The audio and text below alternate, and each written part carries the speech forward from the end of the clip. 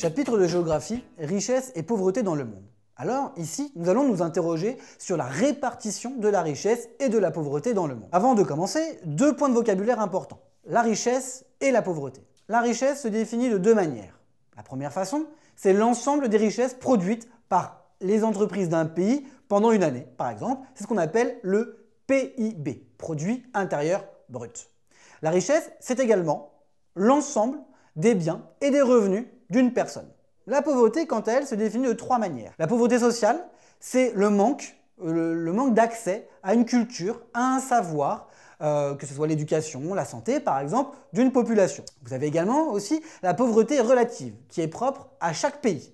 Et cette pauvreté relative, en France, elle est de 827 € par mois et par personne. Vous avez également l'extrême pauvreté. Et à l'échelle mondiale, cette extrême pauvreté, c'est l'ensemble des personnes qui vivent avec moins de 50 $ par mois, en tout cas, et par personne. Ces inégalités, tout d'abord de richesse, elles apparaissent à l'échelle planétaire. En effet, vous avez des pays développés, que sont l'Amérique du Nord, l'Europe, l'Australie et le Japon, qui eux concentrent les 2/3 des richesses. À l'opposé, vous avez les pays en voie de développement, qui eux sont beaucoup plus nombreux, mais ne concentrent à eux seuls que 1/3 des richesses, et 50% de cette population, de ces pays en voie de développement, vit avec moins de 2 $ par jour, ce qui montre donc une forte opposition entre des pays développés et des pays en voie de développement bien plus pauvres. L'ensemble de ces informations-là, on les connaît grâce à deux indicateurs, le PIB et l'IDH.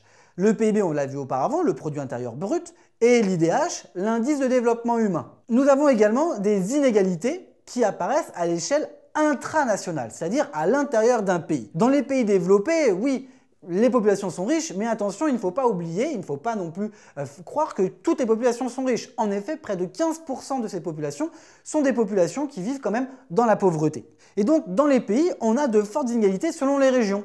Par exemple, en France, la côte méditerranéenne et la région parisienne sont des régions qui sont plutôt riches, alors qu'à l'opposé, des régions comme la Lozère ou par exemple la Picardie sont des régions où la pauvreté est quand même un peu plus présente. À une autre échelle, vous avez également dans des villes, dans une même ville, des oppositions riches et pauvres. À Paris, par exemple, le 16e arrondissement est un arrondissement très riche, alors qu'à l'opposé, le 19e est lui un arrondissement un peu plus pauvre. Néanmoins, ville ne veut pas dire forcément que de la richesse. En effet, à l'échelle mondiale, 1/3 des personnes qui vivent en ville, donc 1/3 des urbains, vivent dans des bidonvilles, ce qui prouve donc que tout le monde n'a pas les mêmes conditions de vie. Les défis pour demain, c'est de réduire cette inégalité entre les riches et les pauvres. Et pour cela, les Nations Unies essayent d'intervenir et ont mis en place le programme du développement durable, et notamment dans ce programme de développement durable, une réflexion sur comment réduire ces inégalités.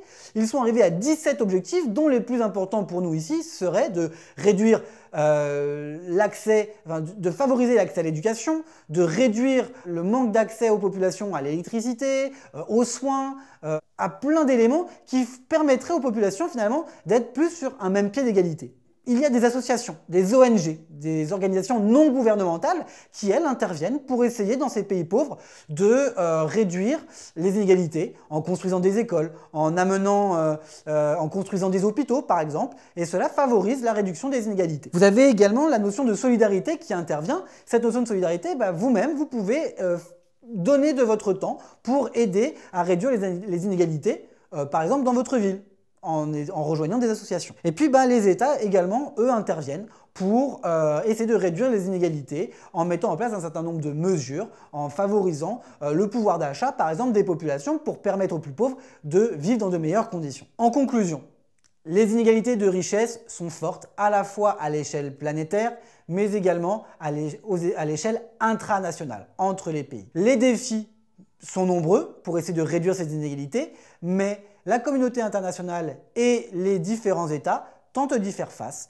et parviennent petit à petit à réduire les inégalités entre les riches et les pauvres.